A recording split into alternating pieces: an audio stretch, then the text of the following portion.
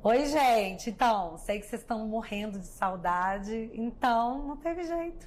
Olha o homem aí. Ser chamado de homem logo no começo, isso é elogio hoje em dia. Presidente Bolsonaro. Bom, tenho certeza que todo mundo que está assistindo a gente estava com muita saudade. Então, assim, queremos assim, aquela coisa assim, conversa franca, limpa, mas totalmente informal, porque assim, é só nós, né, gente? Vamos lá. Querendo saber do senhor como que tá hoje, como tá a vida do senhor hoje, comparada com o que era nesses últimos 4 anos, que foram extremamente intensos. Mudou muita coisa? Está com menos intensidade, mais tensão, obviamente. E a preocupação não é comigo, contigo, é com o futuro do Brasil, o que nós temos a perder. Estão discutindo novamente o projeto de lei da censura. Tá? Tem o pacotão da democracia agora. Ninguém quer agredir ninguém, mas se alguém agredir alguma daquelas poucas autoridades, menos de 20, você pode pegar 40 anos de cadeia. Tá? E o que é muito importante, né? Isso aqui foi a nossa liberdade de 2018. Então, a gente trabalha politicamente, estou empregado aqui no PL, tenho um bom salário aqui, não vou negar isso aí. E temos a preocupação com o futuro dos julgamentos em Brasília. Não adianta você falar no momento em devido processo legal. Acredito que a CPMI está indo muito bem, em especial depois do vazamento das imagens pela TV CNN do chefe do GSI, né, bem como daquele fotógrafo da Reuters, chutando uma porta que já estava aberta, começou a mudar tudo. Né? Outros depoimentos vão aparecendo, o governo tem maioria lá dentro ainda, mas os fatos são muito claros. Então, a gente tem esperança de um bom final nisso. Logicamente, não esquece o sofrimento das 200 e poucas pessoas, são 6 meses presos. Eu tenho 2 auxiliares meus direto presos há 90 dias. Tem 2 que não eram diretos meus, mas estão presos ainda, são da ativa, o Cid, mas o Sargento Reis. E cuja punição, se fossem culpados, pode até ser, não sei, tá? Não seria passível dessa preventiva que estão sofrendo agora. O objetivo é sempre aquela história, uma delação premiada, vai delatar o quê? Tá? E a outra é me atingir. Quando eu decidi voltar para cá, 3 dias antes de chegar, tiraram meus carros blindados. Eu tinha direito a 2 carros como ex-presidente e não dizia se era blindado ou não. Mas tinha lá algumas dezenas de carros blindados, estava tudo acertado, daí a ordem parece que foi diretamente do cara que tem lua de mel até hoje, né? Me tirar o carro blindado. Um ex-presidente tem direito a 8 carros. Eu confesso que quando era deputado eu achava que era exagero. No meu caso particular, não posso ir na padaria pelo assédio, né? E também a possibilidade de uma outra ação. Porque se está a imprensa, em grande parte, contra mim, o Lula não dorme sem falar comigo durante o dia todo. É sinal que está importunando. Se fosse um mané, vamos assim dizer, né, como aquele ministro falou, estariam dando bola para a gente. A gente costuma dizer, eu não posso falar de mim, Bárbara. É difícil você falar de você. Eu sou a mulher mais bacana da minha cidade. Você pode até pensar, falar você não pode. E que eu vejo, quem hoje em dia tem expressão nacional na política? Pouquíssimas, ou talvez uma pessoa tenha. Isso é um dos pontos que eu vou falar com o senhor daqui a pouco, que é sobre o uso do nome do senhor para uma promoção, porque o senhor, eu brinco, é um fenômeno, é quase pop, presidente. Até o Pix revelou isso aí, né? Engraçado que a galera agora tá falando que a meta tem que ser dobrada, né? Já que a imprensa ficou tão incomodada, meta agora é dobrar a meta, né? Eu vi uma jornalista daquela grande televisão debochando, né? Quem vai doar para esse cara? Eu vi. Tá? Imagina a surpresa. Eu não pedi, agradeço, né? Foi iniciativa de muita gente.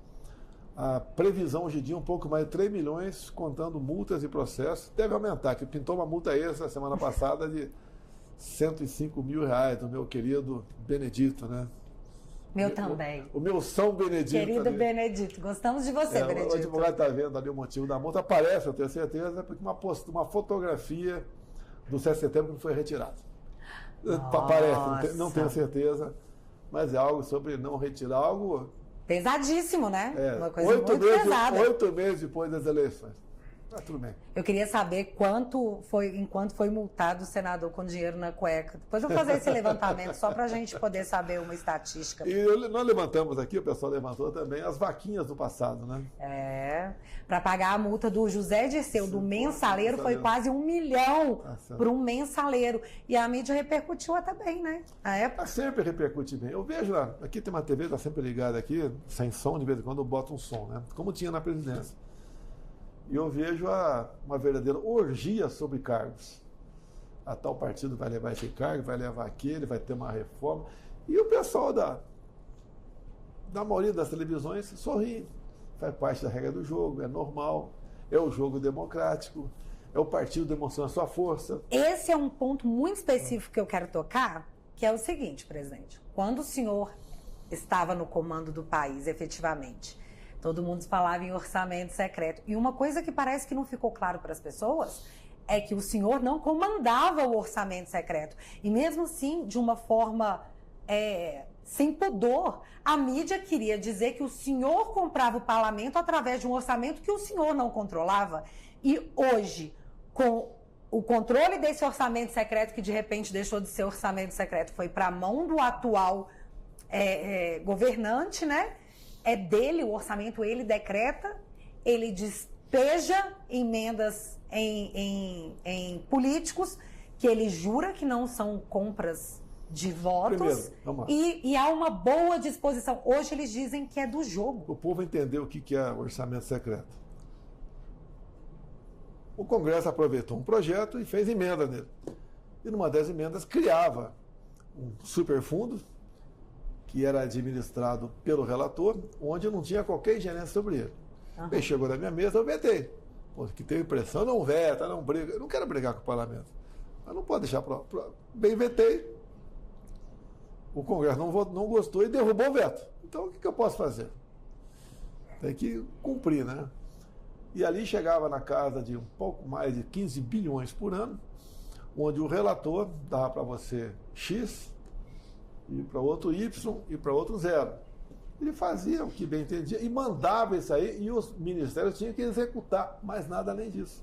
Eu não negociava nada. Não tinha ingerência sobre o orçamento. A empresa dá a entender que eu, em cima daquilo, aprovava que eu bem entendi. Não, negativo. Sim. Agora, até hoje, continua secreto, olha, está lá no parlamento. A grande mídia pode, via lei de acesso à informação, tentar buscar os parlamentares com as suas respectivas emendas. Inclusive, parece que o Arthur Lira deu uma declaração recentemente, até falando assim, que agora ele é muito mais secreto do que era antes. Até porque hoje esse valor do orçamento secreto, no final do ano passado, a ministra Rosa Weber determinou que esse valor retornaria pro comando da presidência, e hoje esse valor que antes era administrado pelo relator, hoje é administrado pelo governo. Que a mídia pouca mídia, apelidou de emenda PIX. Passou a ser emenda de relator, mudou de nome, né? E aceitável, né? É do jogo. Teve uma jornalista que falou, é do jogo. Tem parlamentar lá, de acordo com o peso dele, ele pegava 200 milhões.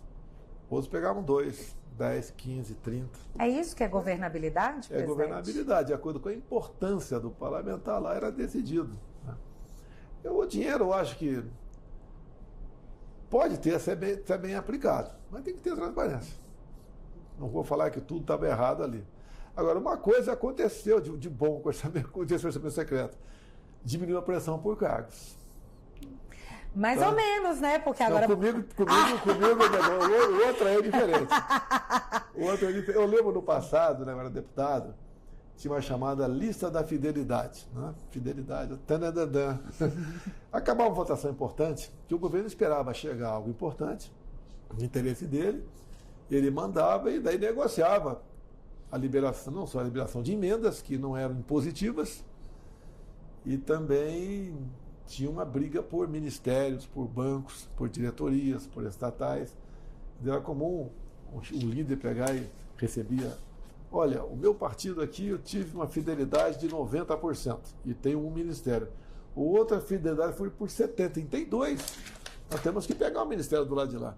Então, essa briga por cargos, que hoje em dia virou casa da mãe Joana, isso é muito ruim para a governabilidade. E pública, né? Porque, olha só, o ministro, ele não pode ser uma pessoa que seja completamente neófito sobre o assunto. Ele tem que ter algum conhecimento do assunto. Tá? E hoje em dia não tem. Eu não quero citar nomes aqui, porque eu tenho que citar quase todos. Você não entende nada.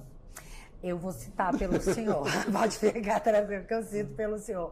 Mas então, entrando nessa questão de ministérios, que é uma coisa que eu queria frisar, porque para mim existe um abismo na diferença da escolha dos seus ministros para a escolha dos atuais ministros. Você já viu quando um pedreiro vem, acimenta o chão todo, fica lisinho, limpinho, e aí vem um cachorro e vem com as patinhas e atrapalha o negócio todo?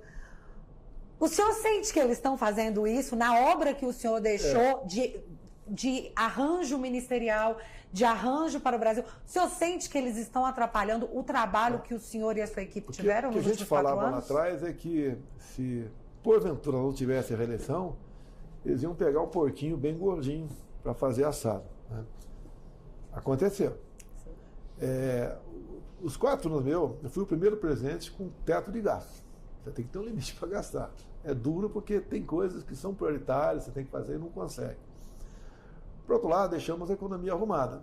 Estamos fazendo a reforma tributária. Por exemplo, diminuímos em 1/3 o IPI de 4 mil produtos, industrializados produtos. Tudo que era imposto de importação, eu poderia diminuir ou zerar sem buscar um imposto alternativo para compensar aquela renúncia de receita. E vinham fazendo. Material para energia solar, pneus de tratores, já voltou, tá? Pneus de tratores, peças de tratores também, pneus de caminhões, jet ski, veleiro, videogames. Galera do game deve estar assim, chateada, pensativa, né? Das escolhas, más escolhas que fizeram. Muito garoto não pensa nisso porque o papai é que banca, né? Exatamente. Jovens cresçam, paguem boletos. O game virou uma atividade no Brasil. Não pode negar isso aí. Claro que não. Até na pandemia, muita gente participava de videogames, e um dado que eu tive, parece que é verdadeiro, que mais as mulheres jogam do que os homens. Bom, não sei se a gente joga em mais quantidade, mas a gente joga melhor. Talvez pela atividade, muitas vezes a mulher em casa, por causa do filho, deu uma folguinha, vai lá jogar, talvez por causa disso, mais mulheres jogando. Então, além de outras coisas que nós fizemos, aí seria a reforma tributária, basicamente. Por exemplo, a questão do IPI, nós reduzimos em 1/3. E o Paulo Guedes falou que podia reduzir 100%. Então a gente ia deixar para próximo agora. Agora, muita coisa nos ajudou. Quando você facilita a habilitação, você dobra o número de pontos para o cara perder a carteira. Né? Até a habilitação para hidroavião nós resolvemos, que era um negócio complicadíssimo. Para falar, o que interessa? O Brasil é uma pista de pouso. Né? Os grandes marcos, né? O marco de saneamento, que ele mexeu, agora resolveu não mexer mais e está havendo uma outra maneira de mexer. Mas eu acho que ele só não vai mexer mais porque o Senado já avisou que isso não passa. Então pode ser para evitar uma derrota, ele está naquela de não vou mexer mais. O que seria uma derrota óbvia porque não tem nem explicação, parece que é uma vingança do povo. Não, essas companhias estaduais de água e esgoto é uma mina de você negociar cargos. Tá? Sem citar estados aqui, tem um estado bacana aqui no Sudeste aqui que são dezenas e dezenas de cargos, de média 40 mil por mês, que o nego botava os apadrinhados lá, em troca de apoio político. Não tem como dar certo.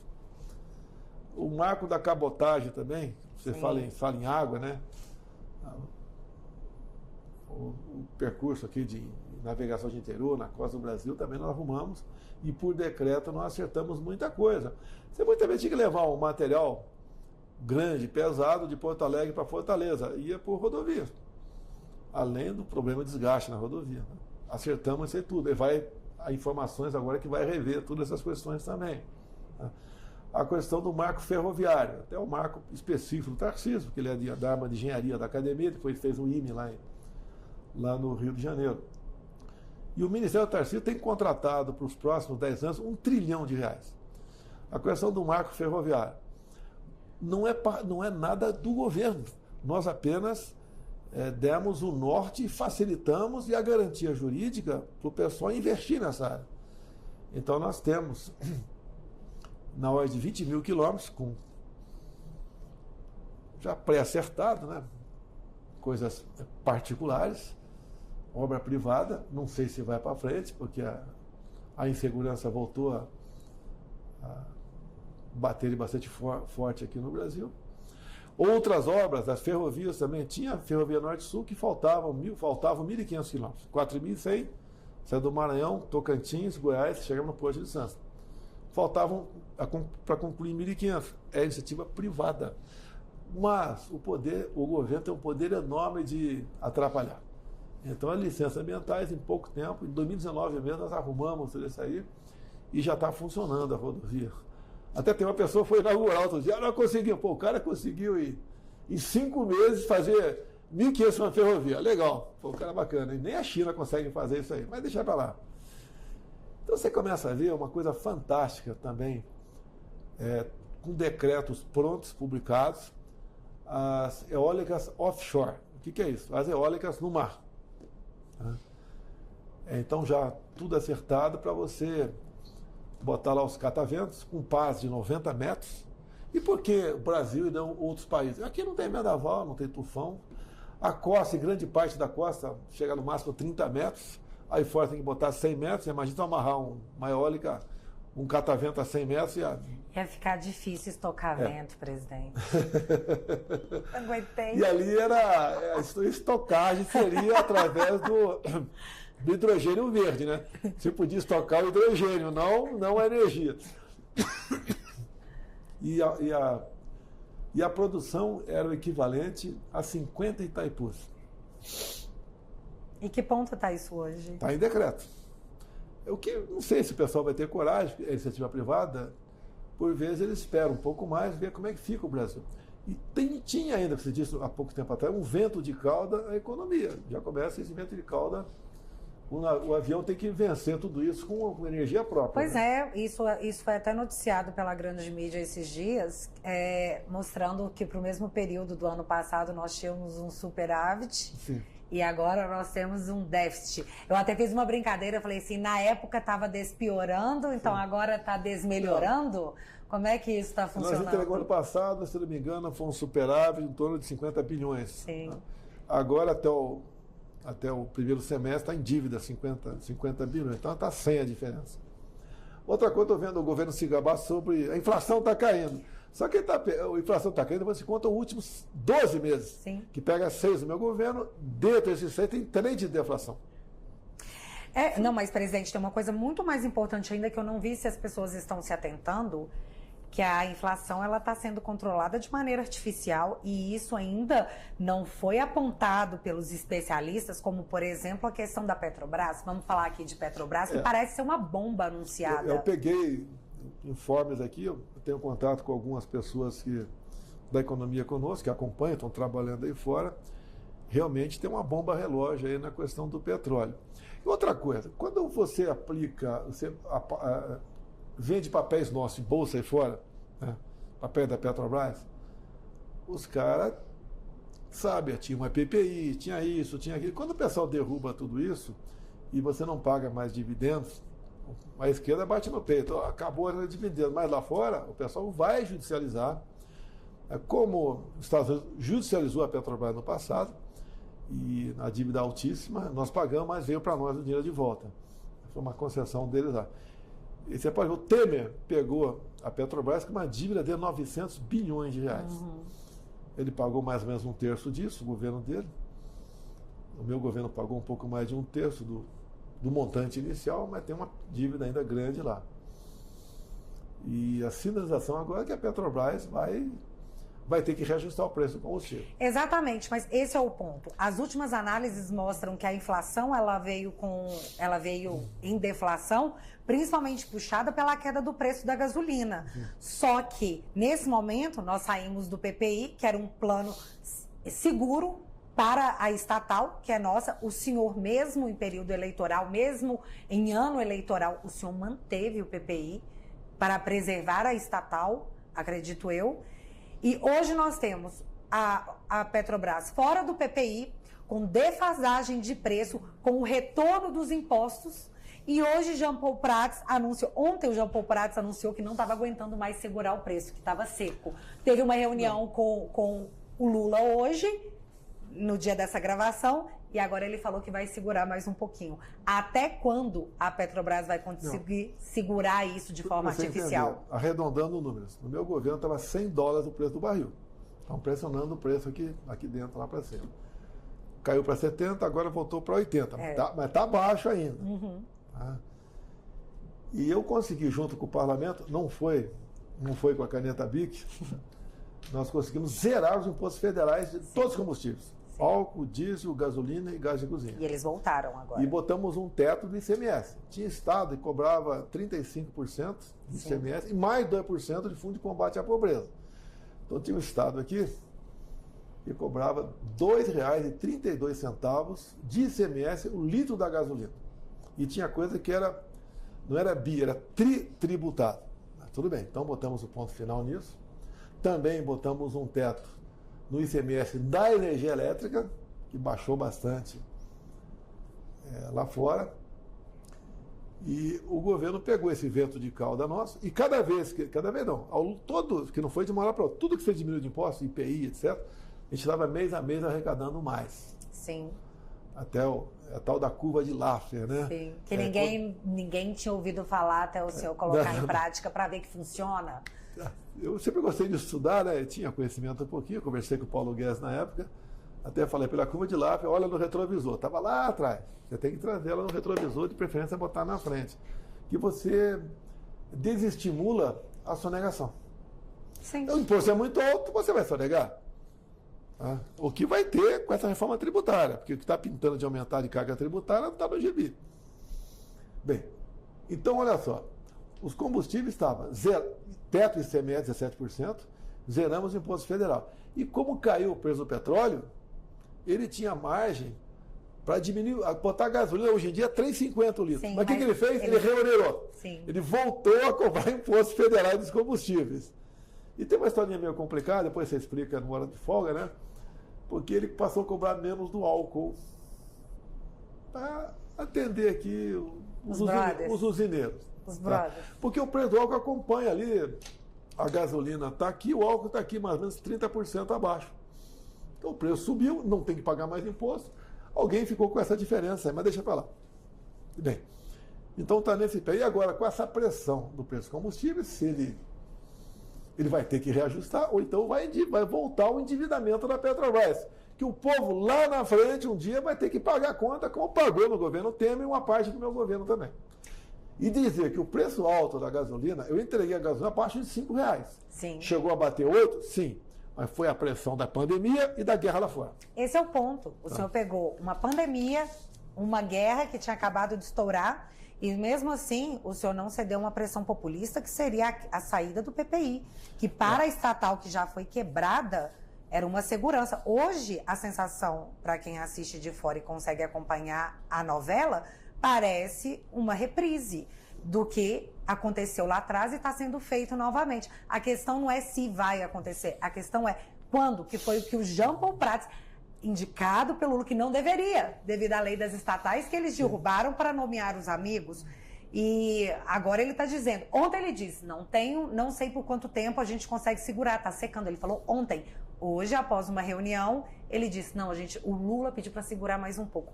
Até quando eles vão conseguir segurar isso de uma maneira artificial? E mais, até quando a Petrobras aguenta? Até temos um probleminha aí, né? Porque eu falo temos porque eu estou dentro do Brasil. Todo mundo é dentro do Brasil. É o novo cara do IBGE. É conhecido como torturador de números. Ele bota para baixo. O cara criticou o Pix. Sim. O Pix nasceu no nosso governo. A nota do Banco Central é bem clara, né? Que foi desde 2019, 2020, que tudo foi feito. Né? Isso a ideia existia lá atrás? Existia lá atrás, não vou negar isso aí. Assim como desde quando o homem ele queria ir para a Lua. Então, não foi o primeiro homem que quis ir para a Lua que foi o americano, a glória é dele lá. E nós, no Banco Central, Roberto Campos, a equipe do Banco Central, estão de parabéns, criaram o Pix. Eu sempre falei, sem taxação, sem uma CPMF digital, que agora já parece que está tudo para voltar, com pessoas jurídicas, depois com pessoas físicas. Você pode ver. Eu recebi de doação 800 mil pessoas doaram para mim. O cara pode taxar em cima de um percentual de cada doação ou o montante, o número de doações ou em cima do montante. Olha quanto dessas 800 mil doações para mim iriam para o governo. Agora, os bancos perderam um pouco comigo. Eu atrapalhei a vida de muita gente. Tá? Até estatais.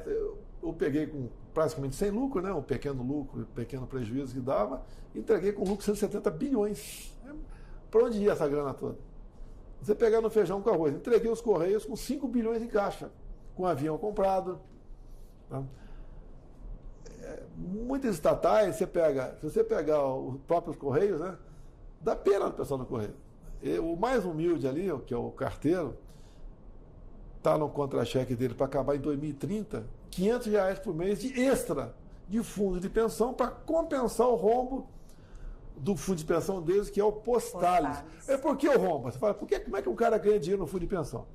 Então o pessoal que lá atrás, né, do PT, né, botou lá, eles aplicam no mercado, fazem compras, fazem negócios para que aquele fundo ele cresça e possa pagar uma aposentadoria boa para os seus servidores.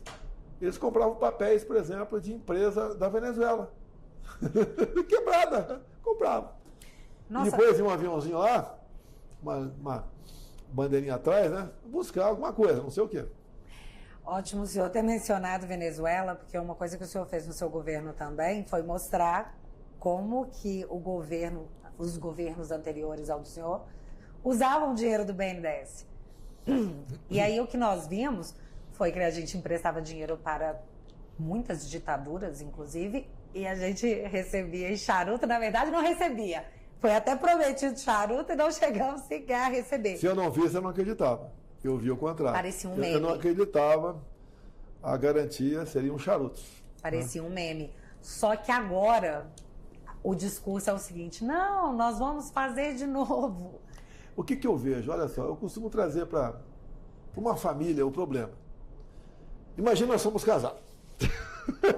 Eu faço o empréstimo e você é fiadora.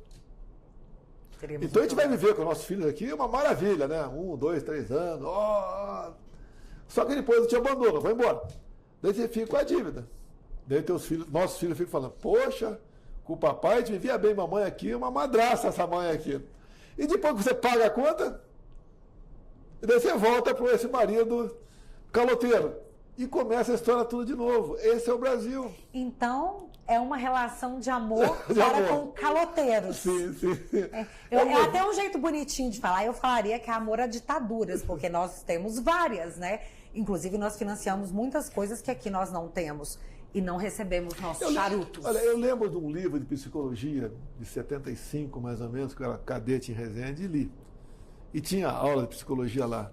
E tinha um capítulo que dizia mais ou menos o seguinte: oh, meu Deus, por que esse bem que eu tanto amo me afasta? O bem que me destrói me aproxima. Tinha um capítulo que falava sobre isso. O homem, não sei, parece que ele tem vontade de se aproximar do perigo. É o que o Brasil faz. Você mostra para os caras de esquerda, né? Eu não culpo o eleitor do PT, eu não dou pancada nele. Eu converso com ele. Tá? Quando aparece um cara, não vem aqui, não sei porquê, não vem aqui, mas a gente conversa.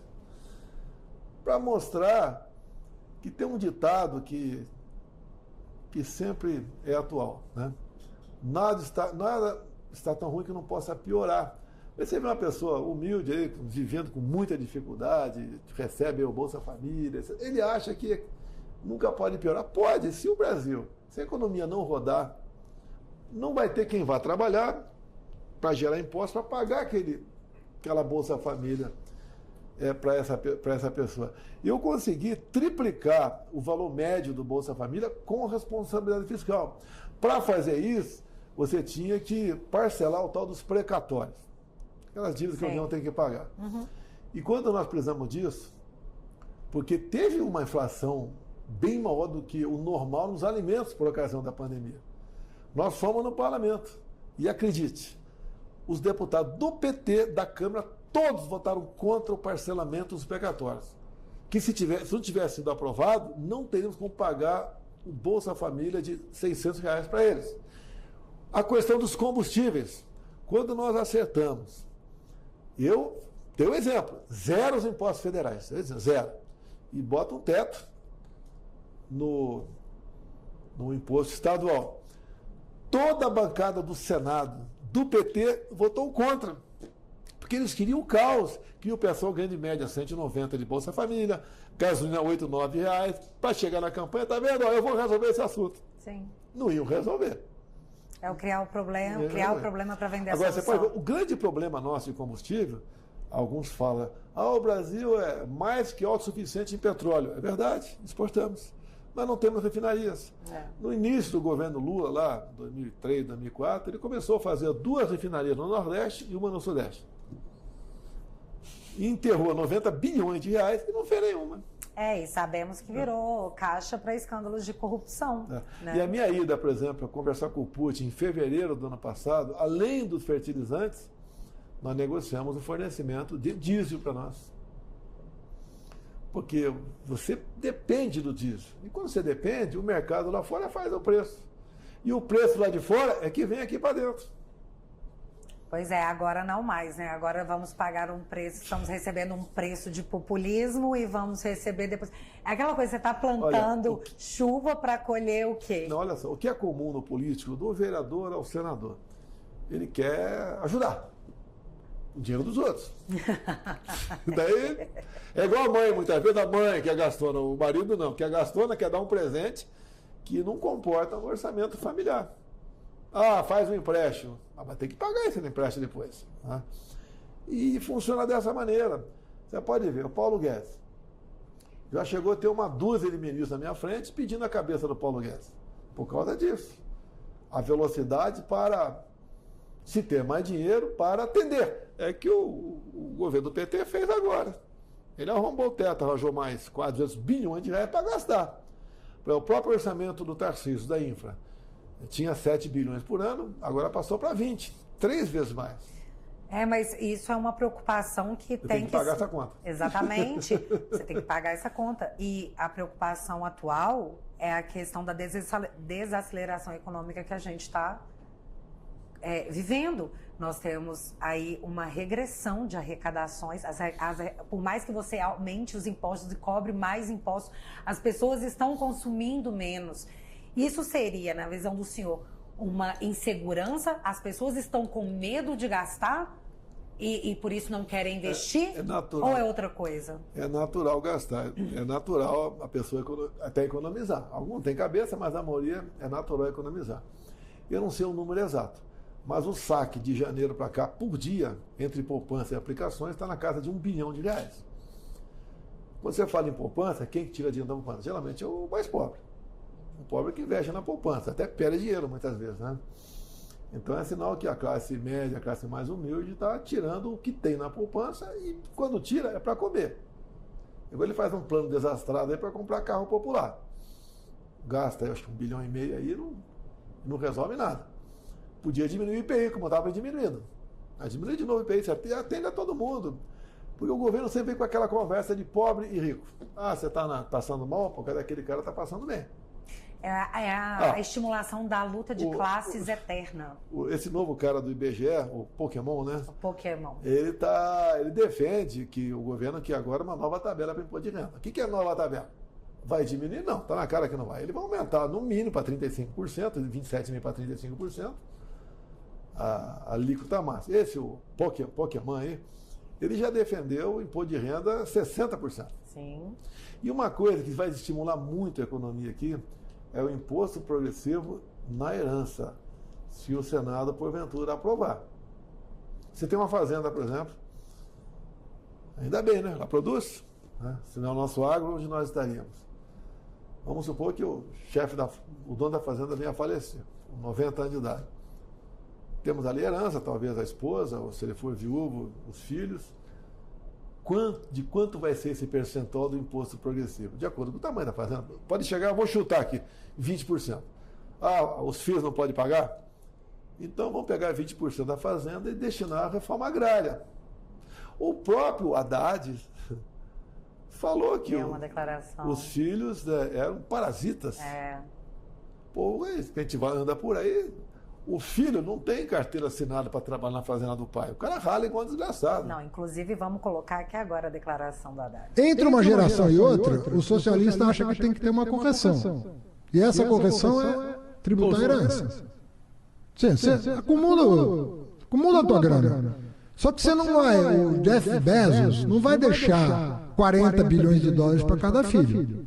O Estado tem o direito e até o dever de fazer com que o filho do Bezos tenha algum trabalho na vida, né? Não seja um parasita da sociedade. Então, a ideia é que você mitigue as desigualdades sociais de uma geração para outra a partir de uma lógica redistributiva. Posso falar também mais de estatais? Uma que eu cito o exemplo. Vocês conheciam a Itaipu Binacional como uma geradora de energia, nada mais além disso. Sim. Nós chegamos, tinha uns ralos, né, que nós tapamos lá. E daí começou, mês a mês, ano a ano, a gente negociava com o Paraguai a redução da tarifa em dólar. E agora não tem mais dívida da Itaipu Binacional. Fizemos a segunda ponte com o Paraguai. Não é uma pinguela, é uma ponte. Tem um vão de 500 metros. E começamos a terceira ponte lá em Porto Murtinho, em Mato Grosso do Sul, que vai servir para sonhada bioceânica, ou seja, podemos despachar muita coisa para os locais do mundo pelo Pacífico, não apenas pelo Atlântico. Tá? A Zona Franca de Manaus, atendemos em muita coisa, moralizamos a Zona Franca de Manaus, estava na mão de alguns políticos lá que era usado em causa própria. E assim foi o nosso governo. Né? Não posso deixar de mencionar, já que estamos falando de alguns feitos do governo do senhor, um que sempre, para mim, foi um motivo de muito orgulho como uma pessoa que esperou por isso em nome dos outros, que seria a transposição do Rio São Francisco. Sim. E hoje a gente assiste cenas... É inacreditável, né? É inacreditável. O que aconteceu? Olha, vamos lá, vou te falar números aproximados, para nego não me criticar depois ali. 12 dias de bombeamento equivalia a um ano de carro-pipa. Tá? E o gasto de 12 dias era bem menor do que o gasto com carro-pipa. Agora, o atual governo resolveu cobrar dos governadores, porque você tem gasto, sim. E eu estava bancando essa diferença aí. Bem, não sei por que cargas d'água resolveram bloquear os canais. Parece que tem chovido um pouco mais na região, mas podemos ter problema. Quando esses canais foram bloqueados, eu vejo algumas imagens, já estão quebrando ali os canais. Eles estragam, né? Estragam. Nós pegamos muita parte da transposição destruída. Sim. O ex-governo fez 85%, 90%. Realmente ele fez, em algum trecho chegou a fazer isso tudo. Mas por que não terminou? É para terminar em 2010, passou para 2012, 2014.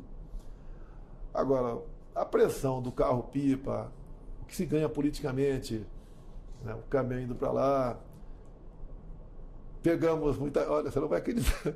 Eu vou acreditar. O que acontece? Tinha empresa que transportava água. Tá? E você sabia que transportava água pelo sinal do GPS. Então tinha empresa que pegava, botava o GPS em moto, mandava o cara fazer um passeio de moto, bem grande, longe, e voltava, como a água tivesse sido entregue. Até isso acontecia. Não foi fácil combater isso daí também, tá? Meu Deus. Então nós mudamos muita coisa. Você não vê o governo acusado de corrupção. Mas isso é um ponto muito importante, porque o fato de você mudar esquemas que sempre foram muito lucrativos para determinadas pessoas, incomoda mesmo. Quem é que quer ter seus planinhos estragados? O Paulo Guedes falava, tocar fogo em ninho de rato. Tocamos fogo em muito ninho de rato. Cada vez que você tocava fogo, vinha um problema para cima de mim. O pessoal fazia a matéria, acusava. Como nos acusa até hoje. Recebeu 1000 relatórios da BIM sobre a saúde, sobre a Covid. Peraí, 1000 relatórios? Eu não lembro de nenhum. Tá? E outra, relatório é do Ministério da Saúde ou é da BIM? Não, lembro da época maravilhosa dos 100 provas. Tudo era 100 provas. Tá. E era assim, tudo era Bolsonaro 100 provas. E aí, quando de fato uma coisa acontecia, era governo tal, não linkavam. Então, assim, eu preciso falar disso. Eu preciso pandemia falar... é bom você não falar muito, cara. Não quero falar de pandemia aqui, é que a gente não quer desagradar ninguém da mídia, não. Eu briguei pela autonomia do médico. Sim. A doença ninguém conhecia, então deixa o médico resolver. Até falava com o Mandetta, né? Vai para casa, quando sentir falta de ar, vai para o hospital. Eu falei, cara, por que não vai para o hospital quando sentir falta de ar? E vai para o hospital fazer o quê? Qual remédio que ele vai tomar? É tubo? Por isso que os respiradores foi lá para cima. E teve muita diferença de preço. Inclusive, é muito interessante a gente pensar, quando a gente fala da pandemia, que nós tivemos aí superfaturamentos, nós tivemos um atual ministro de Estado dizendo que fez uma compra errada, onde o Estado, onde o consórcio, a população foi lesada em 50 milhões, e a desculpa de um ministro de Estado hoje eu assinei porque estava em inglês. Quando isso se tornou uma justificativa aceitável? O ministro é o lá da Bahia, né? Da Bahia ou de Maranhão? Acho que era da Bahia, o Rui Costa, Bahia, né? E o operador é o tal de Carlos Gabas. Para não ter dúvida. Nossa, tivemos a época inclusive, de Carlos Gabas. 10% disso foi para a prefeitura do município de São Paulo. Prefeitura que, no dia anterior ao 8 de janeiro, o cara saiu daqui às 4 da tarde para ver uma catástrofe lá. Coração grande, né? Isso nós vamos concluir falando de comissões, porque o que eu quero falar agora é de fake news. Eu dei de cara com uma fake news hoje maravilhosa, que eu tinha que trazer, vou até colocar aqui na tela para vocês, que foi a Marina, a ministra Marina, ela deu uma declaração falando que nos últimos 6 anos a criminalidade aumentou. Eu fico chocada com isso, porque não existe uma agência de fact-checking para dizer para a ministra que, olha, foi o contrário, nós tivemos uma queda nos índices de criminalidade. E aí eu pergunto para o senhor, essa fake news da Marina é uma cortina de fumaça para não falar da quantidade de desmatamento da Amazônia que está ocorrendo e que ela deveria prestar conta à população brasileira? Já que na época do senhor era, oh meu Deus, chamem o Hulk, o Leonardo DiCaprio e menina Greta? Números aproximados. 2018, 60 mil mortes por arma de fogo. No meu governo, 42 mil o ano passado. E lógico, se diminuiu 1/3 praticamente, aí morreu menos mulher, menos homem. E os caras jogam, não aprenderam com o chefe deles, né? Jogam números. Igual estamos com 160 milhões de casas, é isso? 180 milhões de casas. Então, mais que dobrando o número de residências no Brasil. Como temos 120 milhões de pessoas passando fome. Esses números os caras ficam jogando para cima. Não, mas o atual presidente, ele não mente, ele erra, ele comete gafe. Gafe. Um equívoco da parte dele. E ele conta sempre com a boa vontade da mídia, que eu não sei, presidente, se o interesse da mídia maior era em eleger o atual ou se era tirar o senhor. O que o senhor acha? A lógica não interessava para a mídia, né? Tem que esse pessoal de esquerda está cavando a própria sepultura. Quando nós assumimos, com o teto de gás, você tem que cortar. Cortar da onde? Propaganda oficial do governo. E não falava para a imprensa, se o Brasil for bem, a iniciativa privada vai mais do que compensar que estão perdendo comigo. Os caras estavam o tempo todo massacrando, mentindo de forma... E estamos hoje em dia. Quando assumiu agora o governo, ele, num projeto, ele deu uma mexida, as estatais podem investir bastante, bem mais também, né? Por enquanto a mídia está em lua de mel com o cara.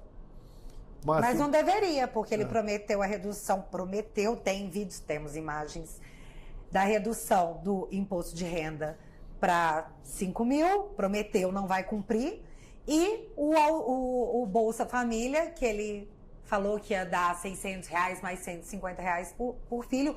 Hoje, principalmente na região do Nordeste, que foi uma região onde ele foi muito bem votado, porque o populismo lá sempre foi uma coisa muito exacerbada, nós temos hoje a própria população mostrando que não, que esses valores estão vindo pela metade. Esse estelionato eleitoral não é denunciado.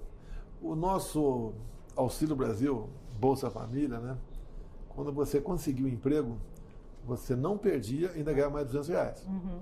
Tá? O atual governo voltou, que era o que ele fazia antes, e quem individualmente ganhava deixou de ganhar, em grande parte, e também perde o Auxílio o Bolsa Família quem consegue um emprego. Então chegou na casa de 1.400.000 já perderam esse benefício. Eu vejo um videozinho aqui no telefone, aqui, o pessoal revoltado. Agora, esse dinheiro ajuda a movimentar a economia local. Assim como o Auxílio Brasil lá atrás, né? A gente chegava a gastar 50 bilhões por mês naquela política do fica em casa, a economia a gente vê depois. Apanhei muito por causa disso, porque eu falei, a economia se parar, a pessoa vai morrer de fome. Vamos ter saca no supermercado, e vai ter uma confusão no Brasil sem tamanho. Então esse dinheiro movimenta a economia local. Tem muito município, no especial dos estados mais pobres, né, que são do Nordeste, devia ser os melhores estados. Porque a esquerda administra há 20 anos aquele negócio lá. Tinha que ser os melhores estados do Brasil. Uhum. A esquerda está lá há 20 anos mandando. Tá? Então tem município que tem mais gente ganhando auxílio, Bolsa Família, do que carteira assinada. Sim. Lógico que a tendência, o ideal é você começar a mudar isso daí. Tá? E nós estamos fazendo o possível. Quando se fala em pequena reforma trabalhista do Temer, que o governo quer rever, ninguém tirou direito do trabalhador. Eles falam que tiram direitos, são mentirosos. Não tirou direitos, até porque os direitos estão garantidos no artigo 7º da Constituição. Nem por proposta de emenda à Constituição você mexe nisso, porque está numa cláusula pétrea. Mas é a política da mentira, é de chegar ao poder, não interessa como. Então, por exemplo, qual é a intenção nossa, comparando com a esquerda? Não tinha sede pelo poder. Quantas vezes eu falei, o presidente está na praia tomando caldo de cana, né, comendo um pastel, que realmente haja paciência. Mas eu entendia como uma missão, nosso criador, isso daí. Agora o pessoal está aí para o poder. E falar que ele é a solução. E quando está dando errado, a culpa é do governo anterior. Pois é. E assim, é estranho quando você tem essa sede por poder, e atualmente por vingança, que você decide o que é melhor para a pessoa além dela mesma. Uma coisa que o senhor nunca falou que nunca faria, seria a questão da regulamentação, tanto da mídia quanto dos profissionais autônomos. Inclusive, nós tivemos aí vários profissionais se mostrando nisso. E hoje, vou dar um exemplo dos Ubers, eles falam assim, nós não queremos que você faça isso, não faça. E aí vem esse governo que acha que sabe o que é melhor para a pessoa, em vez da própria pessoa, dizer que assim, não, você não sabe o que é bom para você, nós vamos regulamentá-lo para que você ganhe menos, porque nós sabemos o que é melhor para você. Um exemplo, o saque aniversário do FGTS, que o senhor também promoveu. Então, assim, para mim é assustador ver sendo desfeito as coisas boas que foram feitas, e, nossa, e como foi difícil, porque nós tínhamos um Congresso resistente, em nome de uma dominação política, porque do momento onde você tem uma população mais pobre, ela fica mais suscetível a ser influenciada. Além do PIX, nós transformamos o Brasil no segundo país mais digital do mundo. Muita coisa você pega no teu telefone. Carteira de habilitação, um montão de coisa. Reformamos a lei de cartórios. Hoje em dia, você está em condições de você comprar e vender imóvel dentro da tua casa. Registrar um filho de dentro do hospital. Tá? A lei da liberdade econômica, o cara queria, por exemplo, vender um cachorro-quente na praça. A mulher queria abrir um salão de beleza. O outro queria uma oficina mecânica. Eu estava com o pedido na prefeitura, a prefeitura levava meses, até anos, para conceder o alvará. Hoje em dia, o cara entra com o pedido, se em 30 dias a prefeitura não responder, ele pode abrir seu negócio.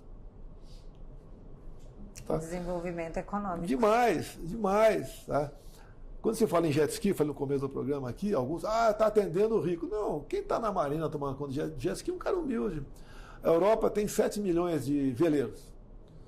E cada veleiro, de forma direta ou indireta, são 2 empregos. Então, eu entreguei o Brasil com 8 pontos, alguma coisa, de desempregado no Brasil, bem melhor do que eu recebi lá do governo Temer lá atrás, e com a informalidade quase toda funcionando. estava voando, começando a voar o Brasil. Mas isso foi um fenômeno que a gente assistiu acontecer, que foi primeiro uma tomada global da esquerda, depois uma guinada à direita, e aí nesses mesmos países a volta da esquerda, e agora a gente vê de novo a retomada da direita. Talvez não seja até uma coisa errada, porque eu acredito que poder é alternância, mas o que... Depende de que alternância é essa, né? Entre um polo e outro. Eu, por mim, eu ficaria só com um espectro ideológico. Mas eu acredito que poder é alternância. O que me cria o medo da gente não conseguir ter novas eleições devido às ideias autoritárias que esse governo tem, porque eles acusaram o senhor durante muitos anos de ser um autoritário, e aí eles se mostram os verdadeiros autoritários em vários aspectos, e nós teremos em breve a internet regulada, nós teremos os trabalhadores não podendo ser donos dos seus próprios trabalhos, porque eles são chamados de pseudos empresários de si mesmos. Isso foi um escritor progressista que escreveu esses dias, acho um desrespeito. E o que o senhor acredita que causou esse fenômeno do pessoal ter ido para a esquerda após experimentar um governo mais conservador e agora está voltando? É tipo, corre que deu errado? No Paraguai não voltou. Não voltou. Mas na Argentina vai voltar. Inclusive falaram que tem um Bolsonaro na Argentina. Não. Inclusive eu tive numa cidade de São Paulo, no mês retrasado, e tinha um argentino lá que há 20 anos está no Brasil. Dele, acho que é Milei o nome dele, esse argentino lá. Daí ele falou que vai voltar para a Argentina, vai votar, até porque esse Milei é meio maluco, igual eu era. A Argentina lá, o sistema eleitoral é diferente do nosso, tá? E o Paraguai é um exemplo para o mundo, o sistema eleitoral lá, a cabine de votação, etc., as máquinas. Tá? Mas dá para mudar muita coisa ainda, dá para ter esperança. Né? Nos Estados Unidos, o que o senhor está achando que vai acontecer ano que vem? O Trump volta, no meu entender. Houve muita acusação de fraude, aquele voto pelos Correios.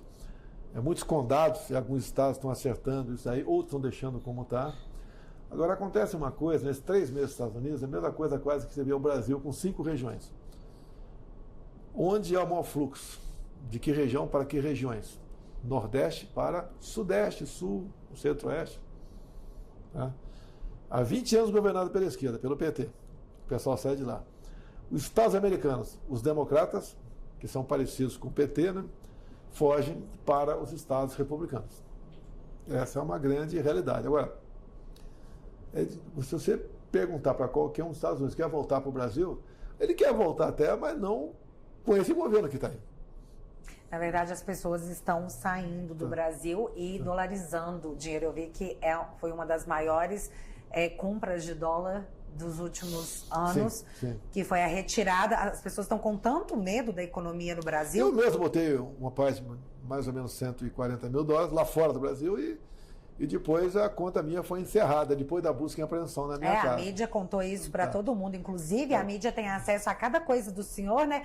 Por exemplo, COAF, o vazamento das pessoas que doaram. A minha vida toda, a minha família toda vazando dados do COAF. Mais uma vez agora, né? A questão da busca e apreensão na minha casa. O MP foi o contrário. Foi para buscar meu cartão de vacina. Todo mundo sabe que não tomei vacina. É muito estranho a gente foi pensar Foi para pegar o telefone. É claro que foi para pegar o telefone. Mas é estranho a gente pensar nisso, que hoje em dia a gente assistiu ministros da Suprema Corte dizerem em alto e bom tom: eu vi a corridinha, eu vi a mala de dinheiro. E mudou. Tem muita prova. E hoje em dia não. Hoje em dia a gente vai atrás de cartão de vacina. Parece piada. O que parece que muita gente mudou? Você está prometendo perguntar a palavra-chave. Vaza Jato. Tá? Mudou. Muita gente resolveu mudar de lado ali com medo, tá? Mas deixa pra lá. É isso daí. O presidente não pode contar a fofoca pela metade, não. Deixa para um outro momento de falar sobre Vaza Jato aí. Ou falar sobre um inquérito que ocasionou a minha inelegibilidade, um inquérito aberto em novembro de 2018. E até hoje ele não foi concluído. Depois que eu divulguei para os embaixadores, ele foi chancelado como confidencial e você não sabe, então, o que está dentro daquele inquérito. Eu sei, mas não posso falar porque passou a ser crime. Mas... Até eu divulgar, não era crime porque não tinha classificação sigilosa. Depois passou a tê-la. Mas esse é o novo normal. Inclusive, os inquéritos que eu estou, quando eu consigo acesso a alguma coisa, tá lá embaixo. Você não pode falar sobre isso, porque... Então, assim, e aí você acaba se tornando...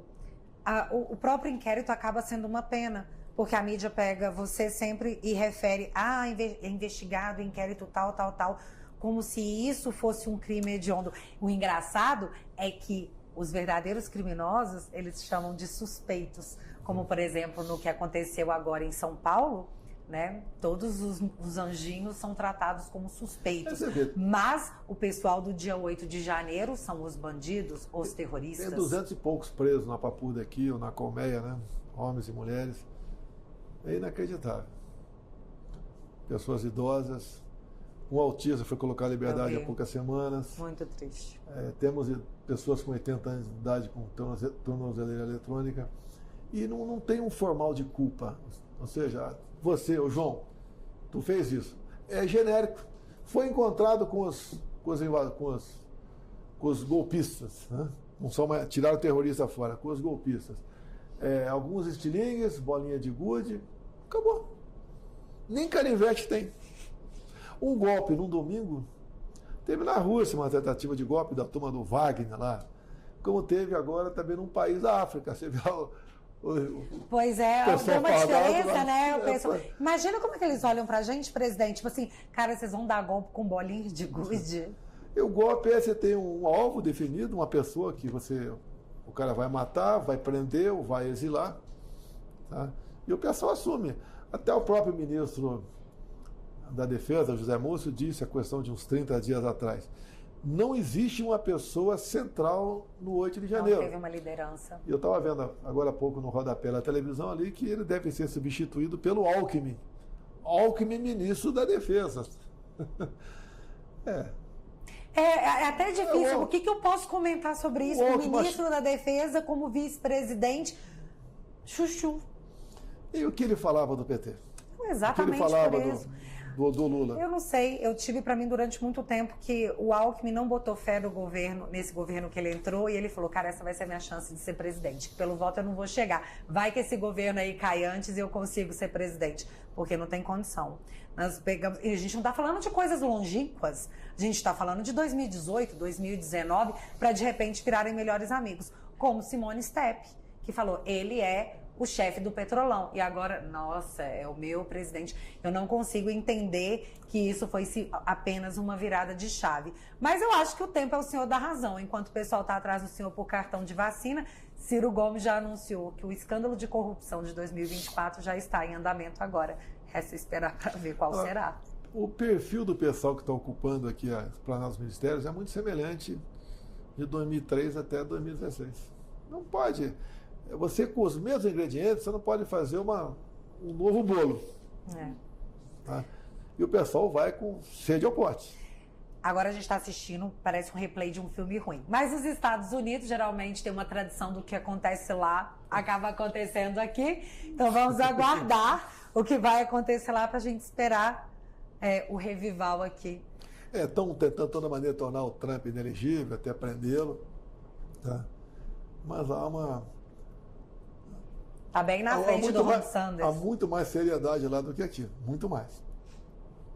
Aqui a gente vê uns fatos realmente lamentáveis durante as eleições. Tá? Mas independente de tudo, presidente, o senhor ainda tem esperança? Bem, olha só, o que é uma semente, né? Pô, olha pra minha cara, quem que eu sou? Para mim, presidente da República? Quem que eu sou? O que eu era? De onde eu vim? Eu vejo muita gente que cresce na política, de família pobre, eu não sei o quê. A minha mãe tinha 7 filhos. Uma mulher com 7 filhos, você sabe que geralmente é de família pobre, dificilmente alguém rico tem isso aí. Mas era uma outra época, né? De educação diferente. Na minha cidade, concluí lá o científico, que é o curso intermediário ali com 14 alunos, se tinha respeito, os professores eram os primeiros convidados a qualquer evento, né? Hoje nem para velório é convidado do professor. Né? É diferente. Eu saí com 16 anos de idade, entrei na vida militar, fiquei 15 anos no Exército, depois entrei no Parlamento.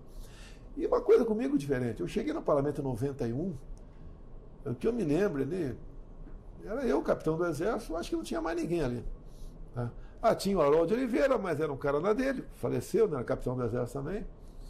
Mas ele pediu demissão do Exército e veio pelos evangelhos, se elegeu federal pelo Rio de Janeiro, e era pancada o tempo todo, 24 horas por dia. Ali o pessoal me via, o pessoal os anistiados, né, pra cima de mim. Eu peitei os caras. Eu conhecia, eu costumo dizer, tem certas coisas que acontecem comigo que é inacreditável, né. Eu conheci o PT antes de 80. O PT nasceu em 80, eu conheci em 70. No Vale do Ribeira, na guerrilha. Esse pessoal que foi formar o PT estava no Vale do Ribeira. É que eu falo uma coisa também, que eu falei, tem alguém que está falando por aí, eu descobri essa pérola, né?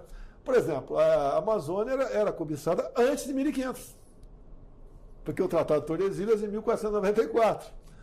Então isso foi marcando a gente. Eu senti o prazer de ser bem tratado em todo lugar, quase em todo lugar que eu ia, né? Dadas as minhas ações. Não era um deputado encrenqueiro, brigão. Eu brigava por coisas que eu achava que era justo, defendia. E costumo dizer, você tem que, como político, num começo, entender um pouco de tudo e muito de pouco. O que é isso?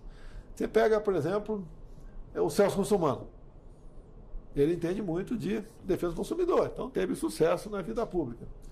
Você pega aquela deputada lá de Rita Camata, era o ECA. Né? Forças Armadas.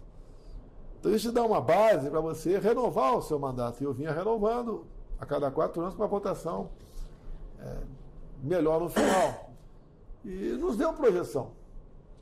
E eu peguei uma época, o Brasil, diferente. Tinha havido escândalo de corrupção, tanta coisa errada. E em 2010 eu descobri uma cartilha para criança que nenhuma mãe ou pai quer para os seus filhos, né? Até botei um nome lá que deu muita polêmica, depois de processo por causa disso. Mas foi despertando a atenção do pessoal.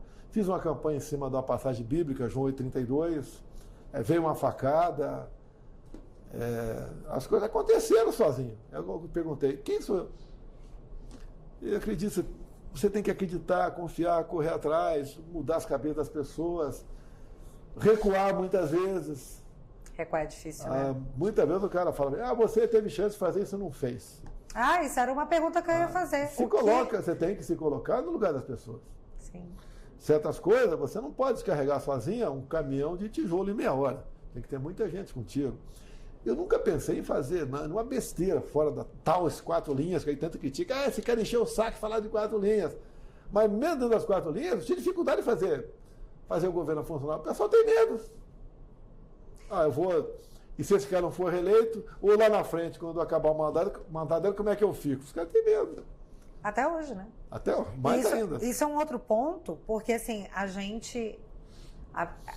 eu demorei um pouco a minha ficha cair realmente do que tinha acontecido após o ano passado, no final do ano passado. Para mim, o evento trágico. Mas aí depois, quando a gente foi pensando, fui tentando recolher os caquinhos, eu pensei assim, não, nós temos um congresso com um número muito grande de conservadores, e até aquele ponto que eu comecei a entrevista mencionando para o senhor que muitas pessoas usam o seu nome para poder se eleger e acabam migrando de acordo com a conveniência. Mas nós temos, sim, uma maioria conservadora no Congresso hoje, e mesmo assim a gente ainda está passando perrengue. Você pega um petista, eu não te conheço. Você quer que teu filho aprenda isso na escola? Fala, não. Essa casinha é tua, você quer dividir com alguém? Ele vai falar que é dele. Você gostaria de ter uma arma dentro da tua casa para ser feliz? Ele vai falar que sim. O cara é nosso. Sim, ele só não sabe ainda. Ele não sabe, é nosso. Você acredita que o meu cunhado, vou mandar um beijo para você, cunhado, ele não é petista, ele é lulista. Quase que ele votou no seu ano passado. Quase. Mesmo assim, ele conseguiu no último minuto, pela imagem afetiva que ele tinha. Mas quando eu falo para ele, olha, mas você curte isso aqui? Curto. Você gosta disso aqui? Não. Isso aqui? Sim. Você é conservador. Você só ainda não se tocou. E teve uma coisa que ele mencionou pra mim que eu acho que vale a pena a reflexão, que ele falou, eu tenho uma memória afetiva, porque foi lá atrás, na época do Lula, que eu comprei o apartamento no Minha Casa Minha Vida. Aí eu falo com ele assim, pois é, você comprou um apartamento de 2 quartos, no Minha Casa Minha Vida, hoje é você casado, mora num apartamento melhor, tem 2 filhos e um carro, no governo Bolsonaro. Então você tem que votar nele. E ele ficou, mas até um lulista chegou, que não é ignorante, porque ele não é uma pessoa ignorante, viu, cunhado? Você não é uma pessoa ignorante. Chegou a pensar, ok, faz sentido. Então nós estamos caminhando, sim, para uma transformação mental da sociedade, que é o que assusta muito quem trabalha com a ideologia de esquerda. Eu lembro de um ascensorista, já faleceu, o nome dele é Edson, lá no Palácio do Caxias, no Rio de Janeiro, ele é do Maranhão. E quando eu comecei a fazer a campanha de vereador, e depois a primeira de deputado, 2 anos depois, ele me acompanhava. Eu chamava de cabra da peste, não sei o quê, aquela amizade, brincadeira. E uma vez ele tocou na casa de uma senhora para pedir voto para mim. A mulher gritou, se for para deputado estadual, vou votar no Jorge Leite, não entra em casa não. Eu entrei, era para federal, ela falou que ia votar em mim e acredito que votou. Por que ela votava sempre no Jorge Leite? Porque ele uma vez entrou na casa dela e tomou um café com ela. Então isso vai marcar a vida toda, essa gratidão que você falou aí. É a memória afetiva. Acontece. Mas aí que entra a transformação da mentalidade das pessoas, que é o que está acontecendo. Hoje em dia, você tem uma transformação dos jovens. Eu tenho um filho de 6 anos, que eu sei, e eu já falei isso outras vezes, meu filho de 6 anos vai chegar no ensino médio, e se alguém tentar doutriná-lo, ele vai identificar que estão tentando doutriná-lo. Então essa geração que está vindo agora, dos filhos dessa geração de agora, chegarão lá na frente sabendo da doutrinação que eles vão experimentar. E para mim, o pânico que entra na esquerda, porque eles doutrinaram as escolas. E é o maior receio deles, perder os jovens. Nós estamos numa garotada que está no Gamers. A esquerda já está com um pé lá dentro. Sim. Até durante a campanha, né? Tá o Gamers. Tá? E muita moleque votou no cara. Sim. Foi exatamente em cima desse. O meu caso, eu zerei praticamente o imposto de tudo sobre games. E ele voltou com os impostos. Voltou com os impostos agora. Agora, muitos desse garoto não sentem porque é o pai ou a mãe que compra o jogo para ele. Aí vem do pai e da mãe, não é falar, é apertar o moleque. Você quer viver dessa maneira? Porque olha só, como ele está fazendo aí, né, o custo de vida vai aumentar com reforma tributária, combustível. A questão nós temos quase 1 milhão de CACs no Brasil, colecionador, atirador. Tá? Ele está agora dizendo que vai fechar a maioria dos clubes de tiro. Mais gente desempregada buscando o mercado de trabalho. Quando tem muita gente buscando o mercado de trabalho, o preço que se paga para aquele trabalhador por mês cai. Sim. E cai para a mãe, cai para o filho. E os filhos mais ricos, quantas vezes eu cheguei para gente muito bem de vida, né, que eu conversava com todo mundo, paga alguém para o teu filho, fica 2, 3 dias em Pacaraima, Roraima, para ver os venezuelanos chegando, em média 600 por dia, pesando 10, 15 quilos a menos do que estaria pesando se tivesse uma vida normal na Venezuela, para mostrar, olha, ele está fugindo do país mais rico do mundo em petróleo. Como é que pode? Olha o mundo árabe, olha o pessoal da OPEP, como é que vive? Por que está vendo dessa maneira? Tá? E eu recebi os refugiados, não só em Pacaraima, como em Boa Vista. O atual presidente recebeu um ditador com tapete vermelho aqui. Tapa na cara dessas pessoas. Pelo amor de Deus, você quer isso para você? Será que a gente está precisando mesmo de passar por algo muito ruim, tipo, eu tive que perder para dar valor? Mas o problema é que esse possível retorno pode durar décadas. Não. É por isso que eu acho que é o seguinte, poder é alternância e uma democracia não vai permitir uma ditadura ser implementada aqui, porque nós vivemos uma democracia e me disseram que tudo que foi feito em nome de preservar a democracia. E era isso que eu queria saber. Nós vamos manter essa democracia? Eu não assisto aquela grande TV, né? Mas peguei um extrato dela, estava vendo, um tal de Merval Pereira. Ele gaguejando, falando do Supremo, muita gente lá se gaba de ter salvado a democracia. Daí ele complementa. Mas entregaram para os comunistas? Entregaram para o Lula? Isso é salvar a democracia? Exatamente. Mas assim, a gente vai ter que confiar, né? Porque no momento a gente está numa democracia tão pujante que a gente não pode desconfiar da democracia. Mas eu queria saber, o senhor acredita que essa democracia resiste até 2026? Eu acho que antes disso vai acontecer alguma coisa no Brasil. Tá? Boa, né, presidente? Vai Boa, né? Esse momento que estão passando aí, parece que tinha que passar. Tá? Tem muita coisa esquisita que a gente evita comentar. Tá? No futuro mais próximo, se tiver a democracia de verdade, a gente comenta. Mas quem está do meu lado sabe o que está acontecendo. A gente conversa com muita gente. Eu não convenço, eu mostro o que está acontecendo. E, no fundo, ninguém quer sair do Brasil. Eu fiquei 3 meses nos Estados Unidos. Por melhor que a Flórida, né? Seja a Disneylândia do lado, etc. Os brasileiros felizes com o que ganham lá, mas gostariam de estar no Brasil. Aqui é o melhor lugar do mundo. Eu sempre repito, né? O que nós temos aqui, não só em quantidade, como em qualidade, riqueza minerais, biodiversidade, água doce, clima aprazível, belezas naturais. Esse povo nosso miscigenado também, que é bastante alegre, tem tudo para dar certo. Então o senhor está otimista? Eu estou otimista. Sei que vivemos numa incerteza hoje em dia, tudo pode acontecer, né? Mas a gente tem que correr esses riscos aí. Né? Olha, eu espero, torço muito para que venha essa renovação grande no Congresso em 2026, para que possa casar direitinho com o governo que retorna. Bom, você vê o plano. Nós vamos investir aqui nas eleições municipais, até te convoca aí, esse pessoal mais jovens. Você vai dar palpite nas eleições municipais? Vou participar. Se eu tiver em condições físicas, né, vou participar bastante das eleições. E o grande jogo será 26.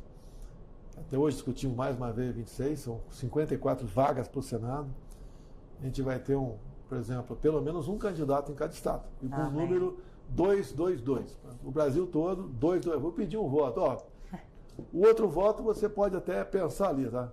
Mas um voto no 222 você ajuda aí que a gente vai escolher a dedo essas pessoas, né? Tem que ser maior de 35 anos de idade, para que chegue aqui entendendo que não chegou pelo poder econômico, tá? Mas chegou pela força da população. Ele tem que chegar aqui sem conservador, sem independente e conservador. E dá para a gente botar o Brasil no rumo certo, tenho certeza disso. Esse é o plano, né? Até eu vejo também, eu sempre vendo a Bíblia, né? Nunca você deve achar que você é a solução do assunto. De vida, eu não sei como é que votar em 26, se votar, continuar inelegível ou não, muita coisa pode acontecer, mas eu pode ter certeza, eu inelegível, eu acho que eu vou trabalhar muito mais do que elegível. Vai ter que escolher um nome razoável ali, o bom, né? Para que assuma e não traia. Quando um senador, 2 ou meia dúzia de federais trai, aí dá até para levar. Agora um presidente tem que assumir e levar a coisa a séria, montar um ministério técnico e ter do teu lado um Senado. Se você dominar o Senado, no bom sentido, né, ter uma maioria lá que realmente seja responsável para fazer funcionar o Brasil como um todo, você muda o destino do Brasil, pode ter certeza. Acho que o futuro do Brasil pode começar a mudar daqui a pouquinho, quando o presidente do Senado descobrir que ele não vai ser indicado para o STF. Essa briga existe, eu sofri isso daí. Você precisa ver, quando a segunda vaga, eu tinha um compromisso terrivelmente evangélico. Então teve gente importante, peso pesado, que procurou, se apresentou. Eu falei, tem um cara maravilhoso, né? Mas você tem que se batizar para entrar no radar. Ele queria entrar no radar sem estar se batizado, achando que estava acima. Sem ir para lá, já era um semideus. Então, não foi fácil segurar essa onda. Foram 4 meses de cozinhando o André Mendonça até ser sabatinado. Eu vi, do Cristiano Zanin, foi super rápido, né? É interessante como que a democracia funciona no Brasil. Mas ainda bem que temos uma democracia. E aí? Presidente, satisfação demais falar com o senhor. Tomei um tempo absurdo. Não, obrigada. uma hora e meia só, tranquilo. Jesus. Esse pessoal aqui que é chato, você não. Fala demais, Você não é chato, povo, fala né? demais. Presidente, Chamei todo mundo de mulão, ninguém falou nada. tá todo mundo emocionado aqui. Ô, Presidente. coração, com essa barba aí, rapaz. Ah, não, vou ter que colocar agora essa foto para o pessoal saber quem é a pessoa. Presidente, quer deixar algum recado para quem está te ouvindo? Vamos acreditar no teu país. Você não está sozinho aqui, tem pais, tem irmãos, tem filhos, tem netos. É uma terra maravilhosa. E o futuro do país depende da decisão de cada um de vocês. Nunca eleja um responsável pelo seu insucesso. Pelo amor de Deus, não faça isso. Tá? O primeiro responsável é você. E converse com quem está do seu lado. É como nós tivemos aquela conversa aqui. Você convence. Você convence as pessoas. A verdade convence, né? Tá. É só ter paciência de sentar e explicar. Eu chamo a Bíblia de caixinha de ferramenta do ser humano, né? Até para quem é ateu, funciona. Uma coisa escrita há tanto tempo e nunca vista tão atual ainda. Tudo que for possível você fazer, você faça. O que não for, entrega para Deus. Que nunca falha. Não fala infalível. Tinha medalha 3i, não vou falar o que é, né? Podia botar mais um i para Deus, né? Você tira o 3i, bota infalível. É isso aí. Presidente, muito obrigada. Valeu, viu? brother. Até a próxima, gente.